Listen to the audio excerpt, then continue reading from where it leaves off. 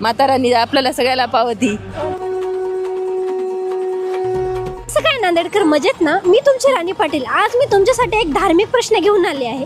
प्रश्न असा आहे की नवरात्र जवळ येते, तर नवरात्रीमध्ये काही लोक श्रद्धेपायी त्यांची चप्पल सोडतात. तर आज आपण नांदेडकरांनाच विचारणार आहोत की चप्पल सोडतात या पाठीमागचं कारण काय. चला आज आपण पाहूया. माझं एक प्रश्न आहे. प्रश्न असा आहे कि नवरात्रि में चप्पल का छोड़ते हो? चप्पल कैसे छोड़ते हो? तो भगवान चप्पल नहीं पहनते 10 दिन, उतना तो करना पड़ता अपन को.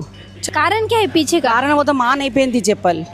हाँ, उसके बाद चप्पल नहीं पहन के पूजा करना. श्रद्धेचा भाव आहे तो, जास्तीच्या श्रद्धेचा. म्हणजे कोणी नवस करतो, कोणी श्रद्धा ठेवतो की बा नाही मी 9 दिवस चप्पल घालणार नाही, किंवा कोणी नवस करतो बा माझं काहीतरी कार्य आहे होऊ दे आई, मी 9 दिवस चप्पल घालणार नाही. आपली कोणती इच्छा जर पूर्ण झाली यावर्षी बोलत आपण, जर पुढच्या वर्षी जर झाली ती इच्छा तसं आपण करू शकतो. अपनी दिल की श्रद्धा रहती है, जो अपन माता को मानते करते तो उसके लिए छोड़ते. कोई लोग उपास रहते उसके लिए छोड़ते करते चप्पल. दिल की मन्नत रहती है वो पूरी होने के लिए छोड़ते.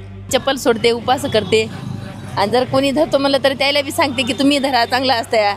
माता राणी आपल्याला सगळ्याला पावती. हा, करा 1 वर्षाचा दिवस म्हणतो मी.